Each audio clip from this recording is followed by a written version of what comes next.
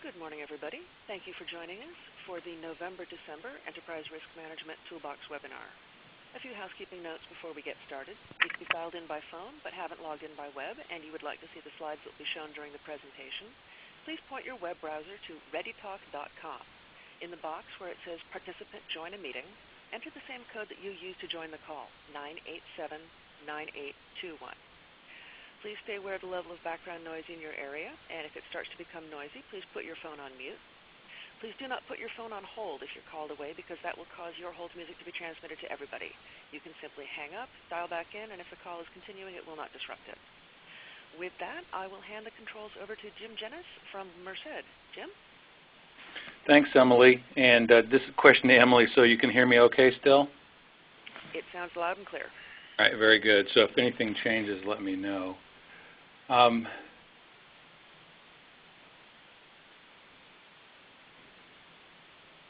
right, so do I still have the controls? Now it's not advancing. Let me take care of that then. The system is lagged. That's interesting. Please bear with us a moment. We're having some minor technical difficulties. There we go. All right, great. Thank you. Okay, well, hello, everybody. My presentation today is going to be pretty short. I would guess it's going to be less than 30 minutes. And as you can see from the title, it's about facilitating productive meetings in the UC environment. And as the email said in the announcement, it's been my experience that meetings in the UC environment are a little bit different than a typical meeting. We're roaring through the presentation now.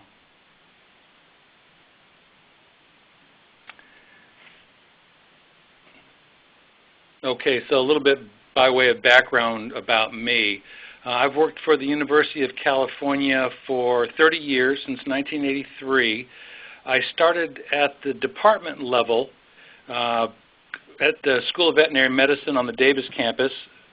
Then I accepted a position as the founding assistant dean for the School of Engineering at UC Santa Cruz, and for almost the last 9 years now I've been in the central administration at the newest campus, the Merced campus for the University of California system.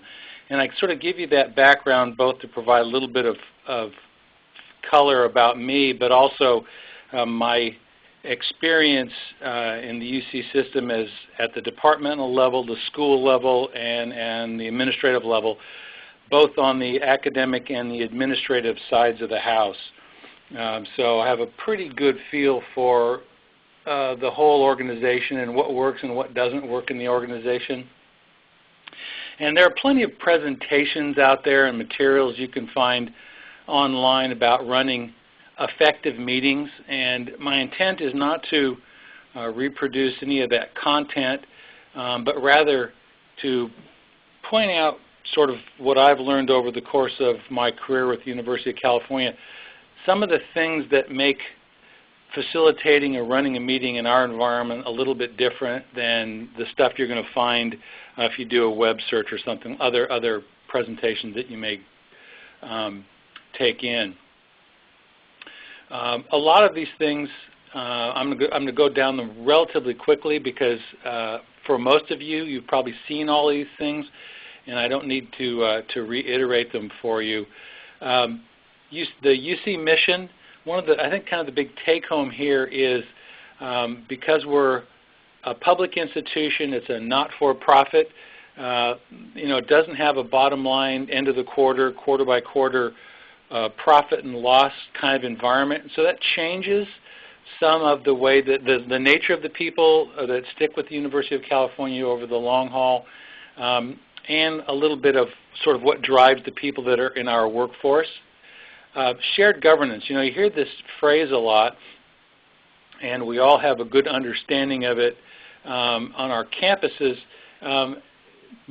What you may not be have a feel for is sort of the University of California's flavor of shared governance is actually there's an old sort of a stereotype is the further you go west in higher education, the more pronounced the shared governance model is. Shared governance in contrast to sort of a top-down model.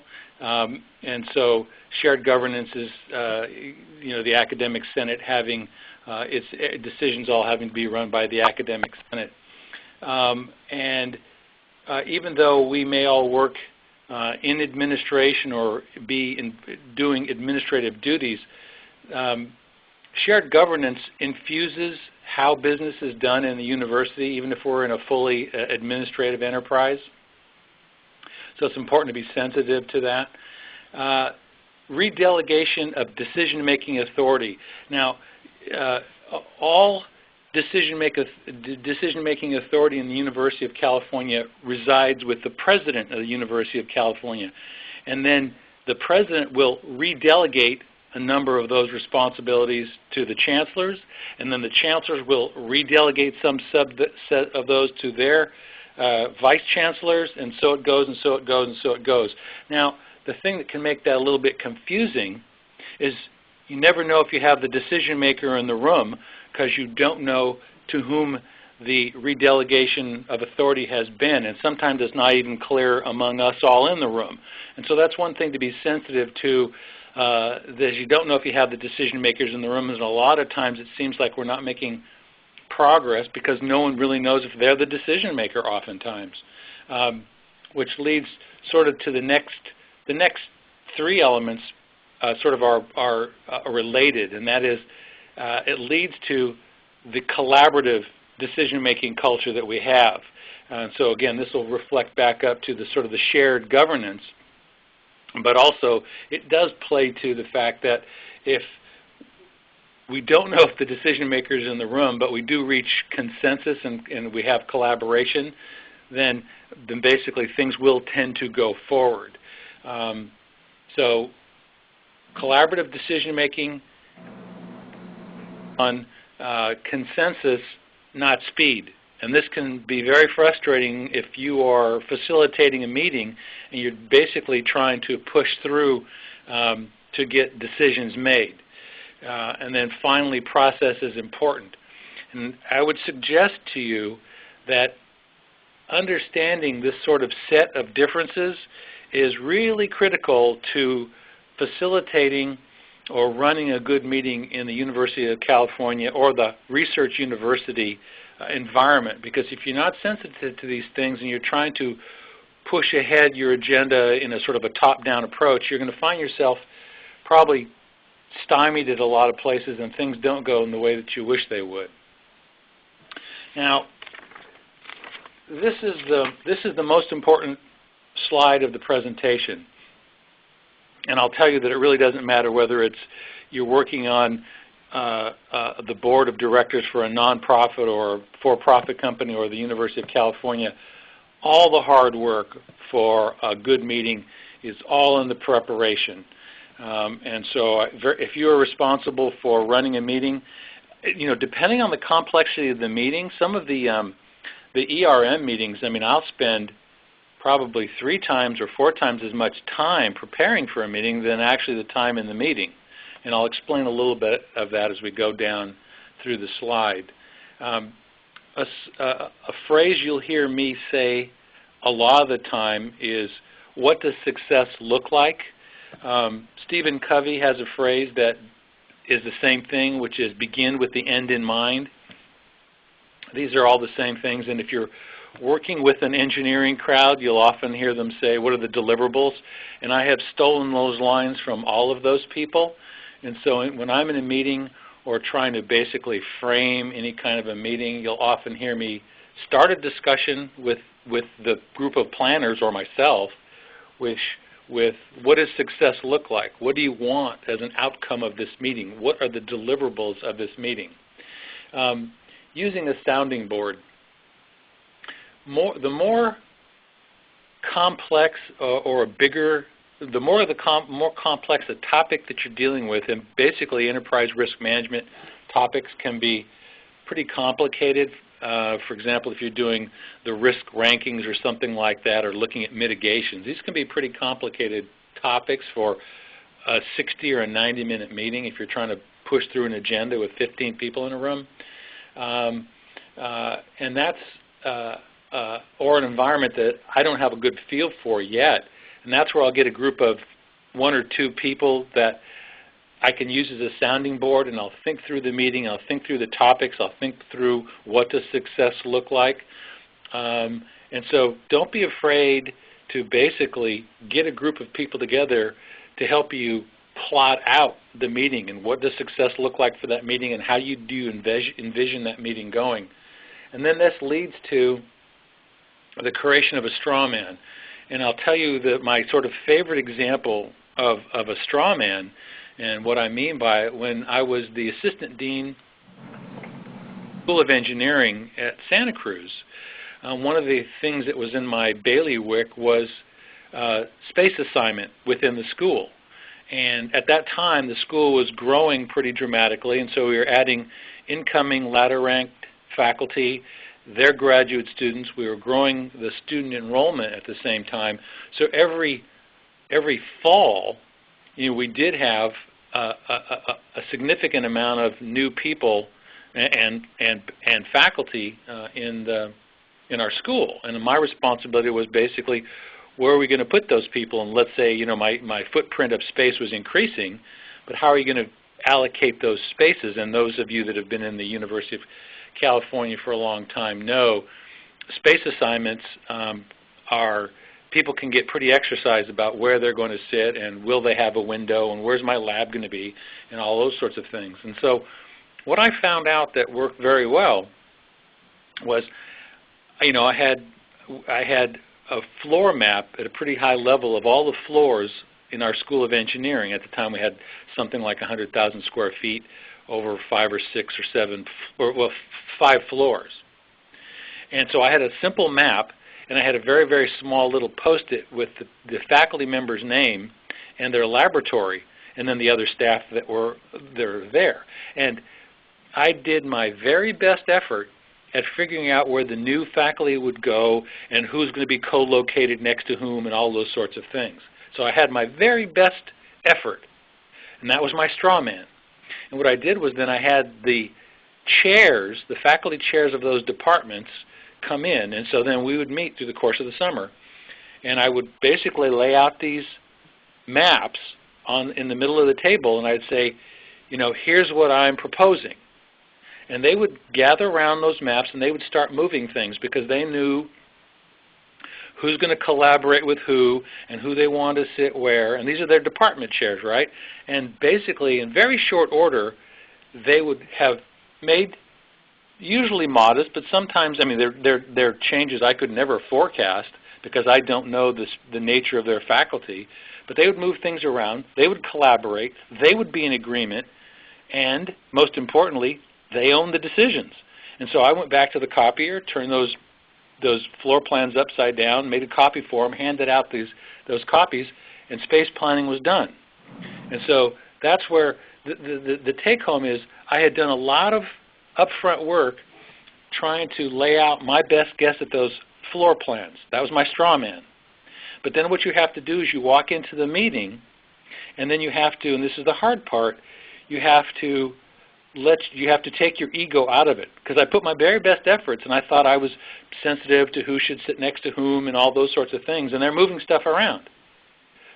So you have to take your ego off of it, recognize that the players in the room are going to move stuff around, but it's going to be a better outcome.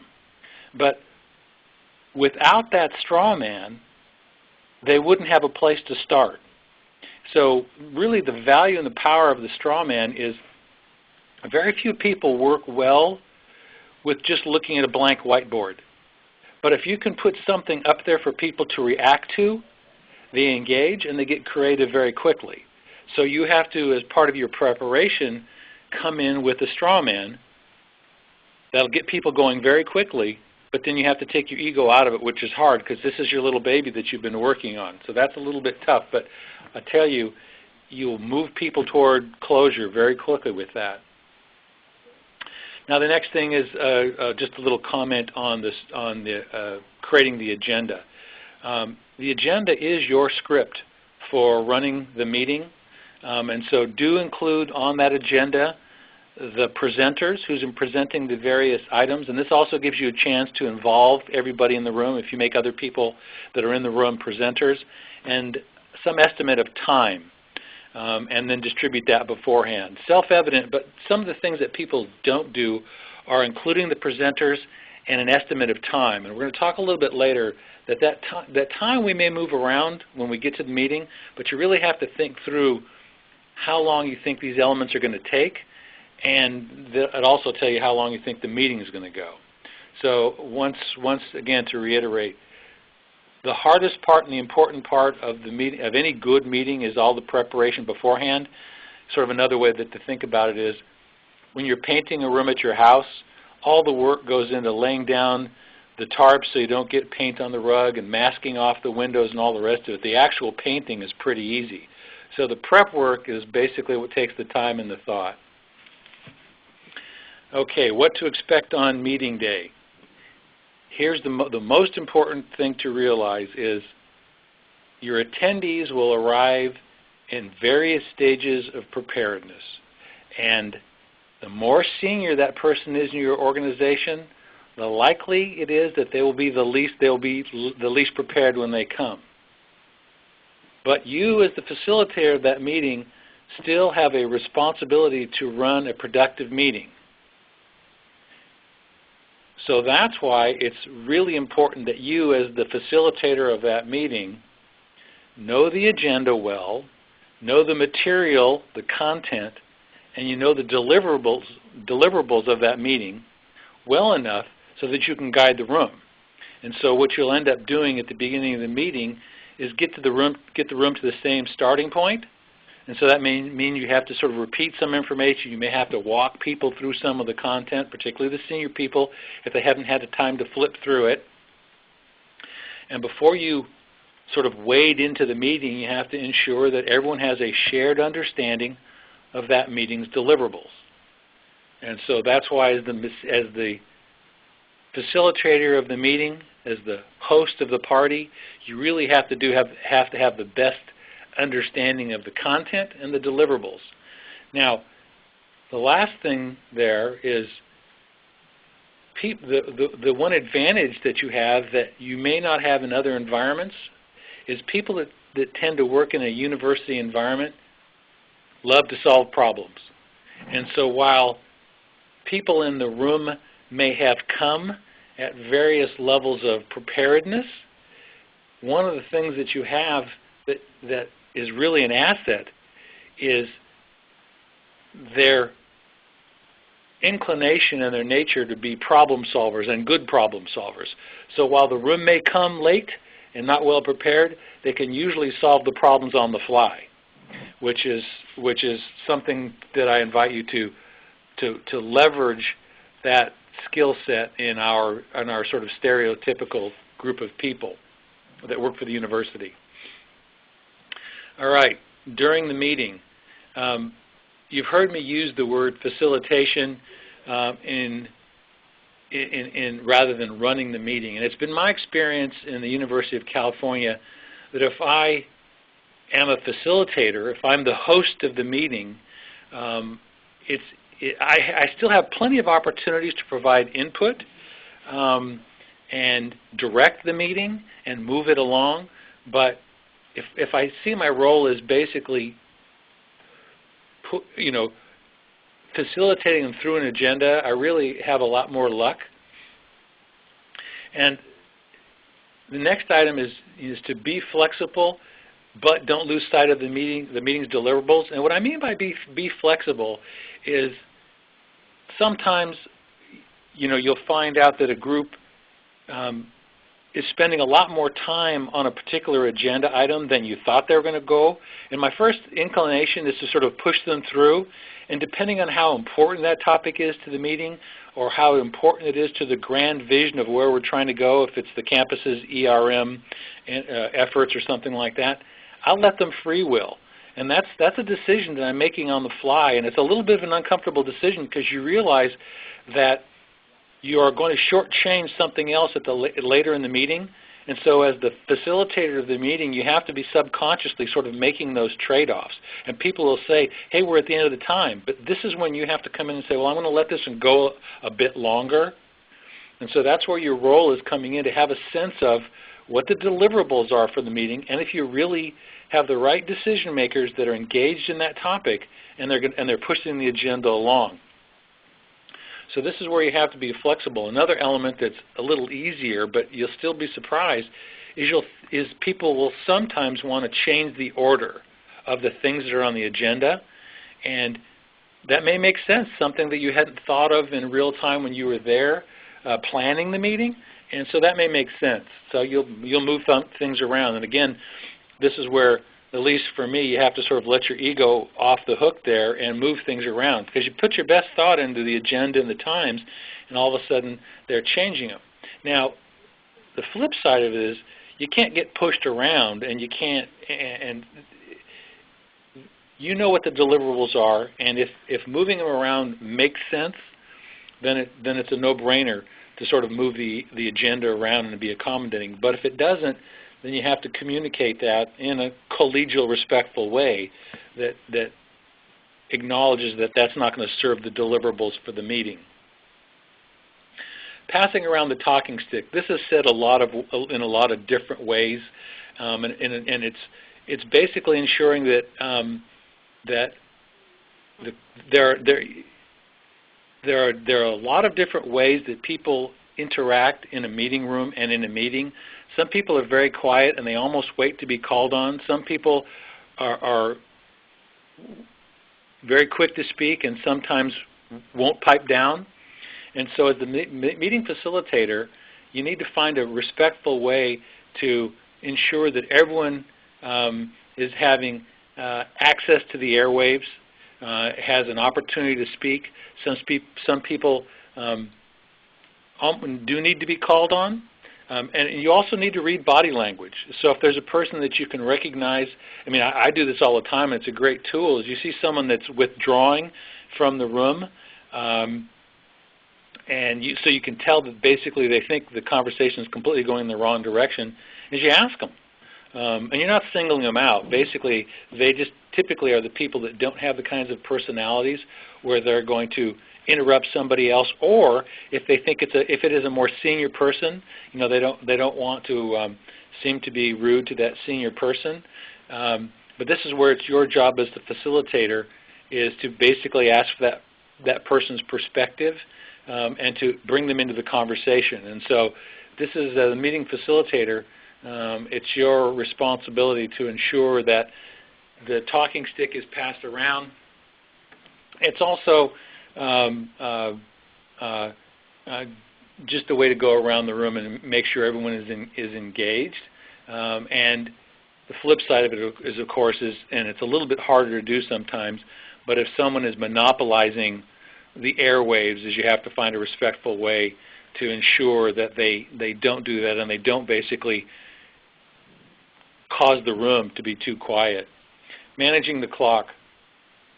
And I talked a little bit about this, and that's it's really doing time checks. And the first one I said being flexible. Sometimes your agenda, you put down your best estimates of time. Sometimes they go faster, sometimes they go slower. Typically, they go over the allotted time, and this is where you have to make the room aware that you're pushing through an agenda and you've come to the end of the time on this agenda item, and you may remind them of the deliverable that you're trying to achieve with that agenda item.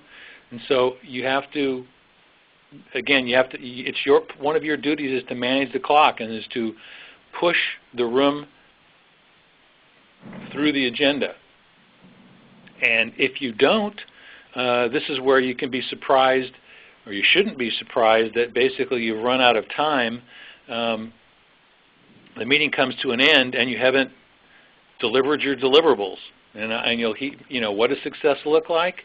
What are the deliverables? You'll hear me come back to this all the time, and I do it with the room. This isn't secret code. I mean, basically I'm saying, what are the deliverables and what does success look like for us? Managing the airwaves, I talked a little bit about that. It's self-explanatory. You've probably heard that phrase before. It's also something where you do want to, it's one speaker at a time. It's asking people, to turn off their cell phones. Some of the typical courtesies of any kind of a meeting. The other thing to do, and it's something I should have said, and to be flexible, is oftentimes you get people that they'll tell you as a sidebar or before the meeting or something they have to leave early. Put them at depending on what their item is, put them at the beginning of the meeting. And so if they run out, you've got their item, you could close the loop on it. So that's something, again, to be sort of sensitive when you're running the meeting. Taking the room's temperature, and basically what I mean by that is ask the room, are we going too fast? Are we going too slow? Is this making sense? And some of the self-effacing ways that I'll say it, particularly when you have people that are participating by conference call, is, am I mumbling? Can you understand me? Am I talking too fast? And I use myself sort of as the example, but I do it euphemistically so that if they can say, well, you're okay, Jim, but I can't hear so-and-so, they're sitting too far away from the microphone, or they're not speaking up on the other side of the room and I can't hear it. So you're both for meeting logistics, but also to find out if you think the room is absorbing the content. Are you on point, or are you wandering? And so at times, if you think the room is wandering or you don't have a sense for it, ask. And then the last one is reflect back to the room. And what I mean by this is, so this is what I'm hearing. This is what I'm going to write down. Did I understand this? And so as you're going through the agenda items and you're bringing agenda topics to closure, say, okay, this is what I heard. Did I get it right? This is what I'm going to write down. And so you very much are reflecting back to the room. Oftentimes I don't quite understand what they have, what they're trying to communicate as a group, and also it will allow them to clarify because they didn't understand. So you want to reflect back to the room, and you're sort of scribbling. I scribble notes on the agenda as we're going through it. Involve the room. We have all been to these meetings, and when I'm in the audience, unless I'm the speaker, I'm often fighting, falling asleep, or losing concentration. And what I say euphemistically is when you see everyone basically looking down at their lap, they're texting, they're checking their emails or they're texting, you've lost the room. And so you want to try to involve the room. I talked about the first one is soliciting perspectives from around the table, and that's passing around the talking stick, reading body language. If you see someone that's withdrawing, you ask them what's going on, and they'll help to sort of bring you back to maybe on topic, on point. But it also is a way to sort of engage the room so that you're not just a monologue in the room. You've heard the phrase, or maybe you have or haven't, the clickers. What I'm calling clickers are those classroom voting systems or the audience response systems, those sort of online voting clickers. I've used this a couple of times with our ERM group, and it's it's a small group. It can be 15 to 20 people, but when we're trying to do risk rankings, for example, you can have people that have very different opinions about whether something is a high risk or a low risk or a medium risk.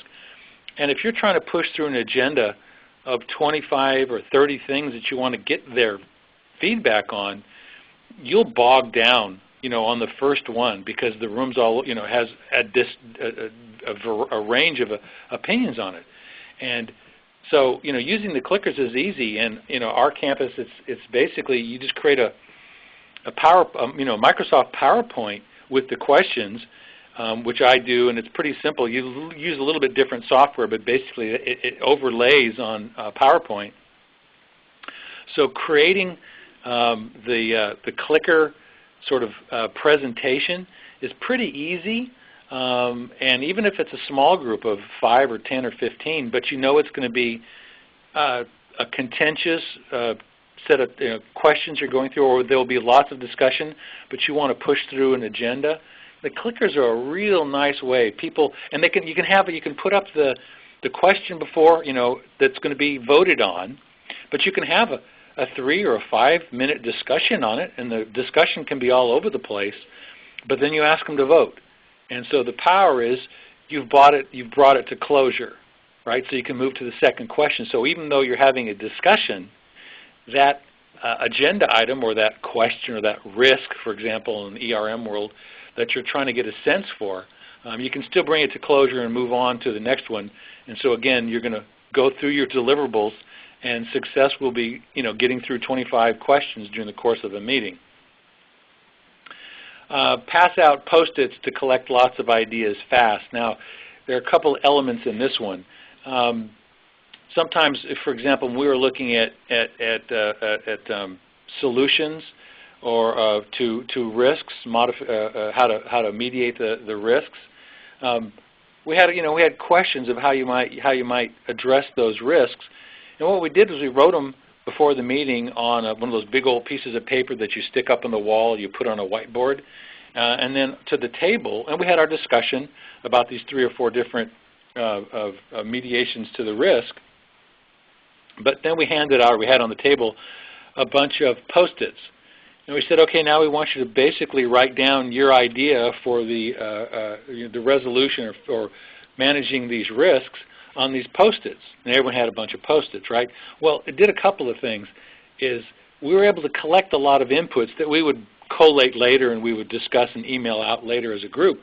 But it also got people to stand up and they can walk around. So you write your ideas and you put it on this one, you put it on, you go to the next piece of paper, and you're talking with the people in the room, and you're not just sitting there on your butt in a meeting falling asleep. So it gets the blood flowing, it gets you engaged, it changes the tempo, and as the facilitator of the meeting, I'm able to collect a lot of input pretty quickly on something that if you're trying to do it onesie-twosies, you might not get through your whole agenda. And another way to engage the room is with breakout groups, and someone from that group reports back to the group. We've all done these in charrettes or various kinds of meetings that we've gone to. But you can do it on a pretty small base, a small scale, depending on the topic that you have and the time that you have for the meeting. But once again, the value is it's engaging the room, and it's not just 1 or 2 people that are dominating the conversation, and it allows a lot of input that you might not have gotten otherwise, and it keeps people engaged, and you'll go quickly through the meeting agenda. Now, one of the things I've learned over the course, I'm complimented often, usually well after meetings or months later, that I'm a good facilitator of meetings. They like meetings that I run. But in real time, right after the meetings, what more than likely happens is someone will come up to me and after the meeting and they'll praise the meeting's productivity. And that person will leave. And then someone's going to come up right afterwards. They catch me in the hallway and they say, I can't believe how much you let old so-and-so ramble. That meeting just was really rambling. And so I would suggest to you that you are striking the exact right balance of pushing a group of people through an agenda and letting the room run, when afterwards you get 1 or 2 people that will tell you it was a great meeting, and 1 or 2 people that will tell you that it rambled and you can't believe how long everything took. So it's my life experience that you're probably striking the right balance. And I'll tell you, when you're running the meeting, at least me, I'm always having this argument inside my head whether I'm letting a topic go on too long, or if I'm letting it, or if I'm pushing the group too hard, and they haven't had time to process and bring a topic to sort of closure. So it's one of those things that you're always sort of mentally having the argument. But if you're looking for feedback, the feedback you're going to get is 1 person says good and 1 person says bad. You know you're doing just right. After the meeting, I can't stress the importance of closing the loop.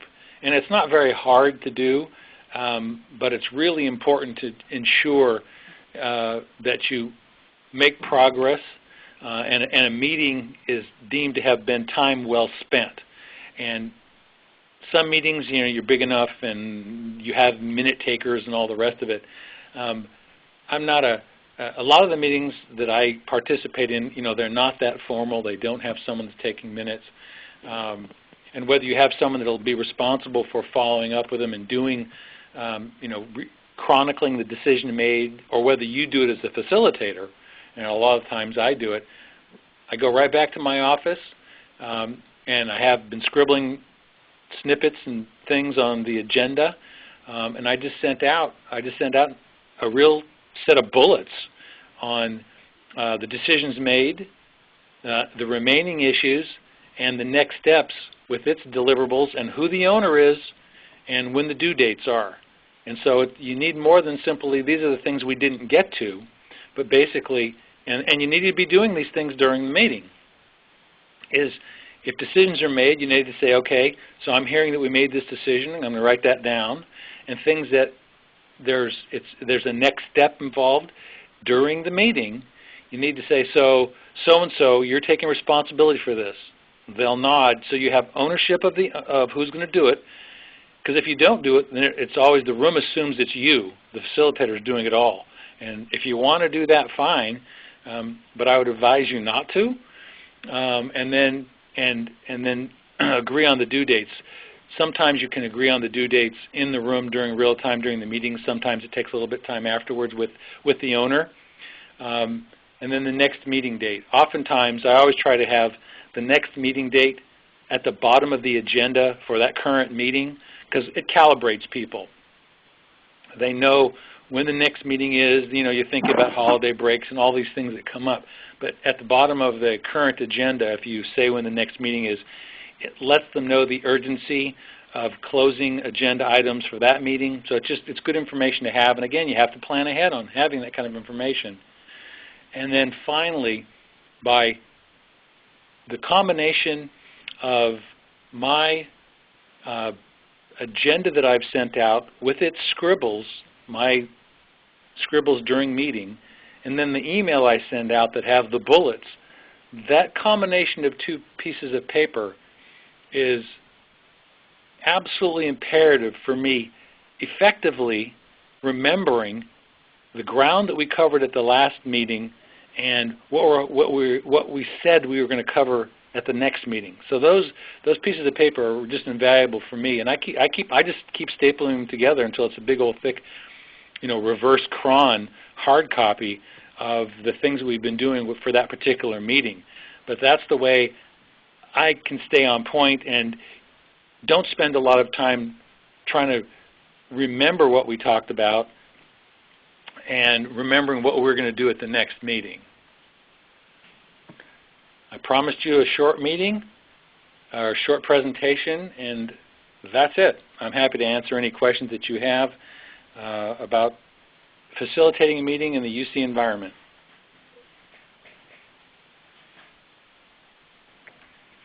I'm not sure. Am I on mute, or can people hear me? I can hear you. Oh, okay, good. You're people. This is Louise Underdahl, and I was just wondering, do you feel that there's a significant difference between facilitating meetings in the UC environment as opposed to like the real world? Are we completely unique in certain features or facets? Or, I mean, a lot of the things you said I think have certain universality, but I know people here at UCLA often come from the outside world and they say after a while, I've never seen any place quite like it. And so I was just wondering, how we could, what best practices for us might be as opposed to like the real world. Are we that different? Yeah, that's a good question. And the sort of the example that you described from a person that's coming from the outside is exactly the thing that we all run into frequently. And as I kind of said at the beginning, as far as the preamble, is the elements of running any meeting are the same, whether you're sort of inside the university or outside. But the difference is on that third slide, which sort of described the differences between the University of California and typically sort of the corporate for-profit environment. Because and I would suggest to you that understanding those differences and recognizing how you navigate or include or recognize those differences as you go through your meeting agenda is exactly where someone coming from the outside gets frustrated. And because on the outside, it typically is a command and control environment where there's the boss and the boss is responsible and the subordinates are going to do what the boss says. And it tends to be there's nobody who's going to do what anyone says. and it tends to, and the private sector tends to be profit loss motivated. So you know what success looks like. It looks like we made money at the end of the reporting period, the quarter or the year, whatever. And those are not the drivers inside the university. You know, the mission is teaching, research, and public service. And the culture is different. These things about shared governance, the re-delegation of decision-making authority, which leads to, you know, collaborative, consensus-based decision-making, which then underscores the last thing is process is important.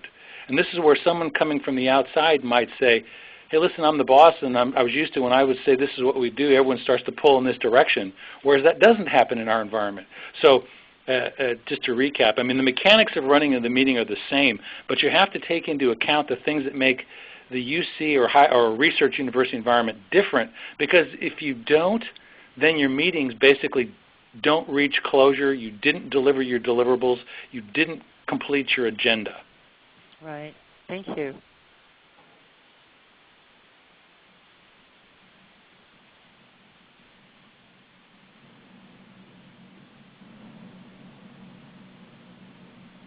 Any other questions?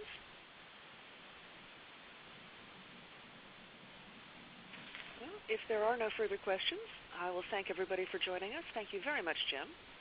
And we hope that we will see you at the first ERM Toolbox webinar of 2013, which will be held on the 4th Tuesday, which, according to my calendar, is the 22nd. So January 22nd, first Toolbox of the year. Looking forward to seeing you then. Thanks, everybody. Thank you. Thanks, Emily. Thank you.